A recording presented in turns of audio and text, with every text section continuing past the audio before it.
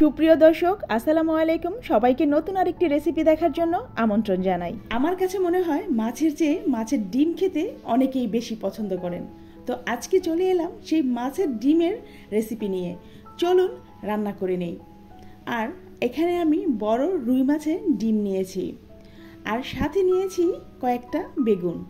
এবার বেগুনগুলো আমি কেটে নেব। বেগুনগুলো কিভাবে কেটে নিচ্ছি তা আপনারা একটু খেয়াল করলেই বুঝে নিতে পারবেন।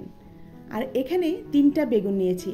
মাছের ডিম যতটুকু তার চেয়ে একটু কম বেগুন নিলেই বেশি ভালো লাগে খেতে। এখন বেগুনগুলো আমি কেটে পানিতে ভিজিয়ে রাখছি। একটা বাটিতে সবগুলো মাছের ডিম নিয়ে নিয়েছি।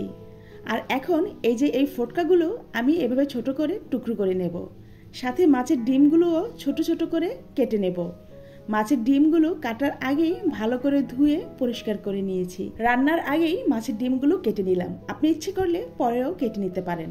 চুলায় ফ্রাই প্যান বসিয়ে বেশ কিছু পরিমাণ সয়াবিন তেল দিয়ে দিয়েছি, আর এই তেলেই পুরো রান্নাটা শেষ করব। এখন বেগুনগুলো ধুয়ে পানি ঝরিয়ে সেই তেলে বেগুনগুলো ভেজে নিচ্ছি। এখানে কোনো প্রকার হলুদ বা লবণ দেইনি।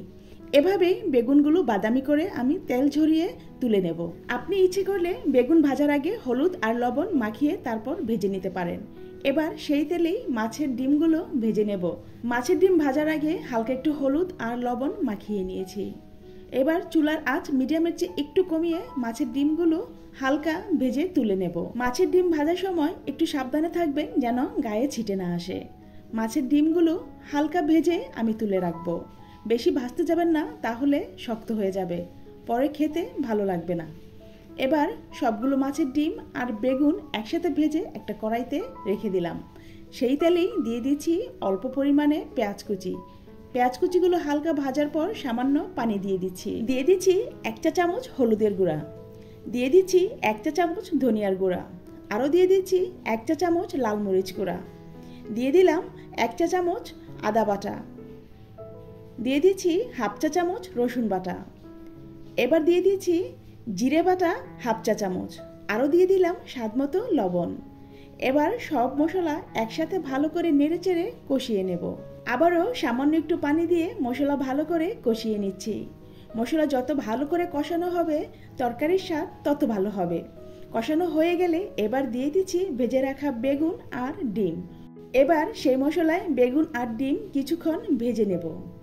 তারপর দিয়ে দেব পরিমাণ মতো পানি। নেড়েচেড়ে ভালো করে মিশিয়ে নিচ্ছি। এবার ঢাকনা দিয়ে ঢেকে দেব, অপেক্ষা করব বলক চলে না আসা পর্যন্ত। বলক চলে এসেছে। এবার দিয়ে দেব কেটে রাখা মাছের ফোটকাগুলো।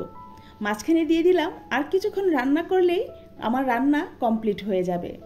রান্না প্রায় শেষ পর্যায়ে। ঝোল মাখা মাখা হয়ে এলে এবার দিয়ে দিচ্ছি ভেজে রাখা জিরে গুঁড়া। তারপর চুলা বন্ধ করে দিলাম। দেখুন রান্না কমপ্লিট।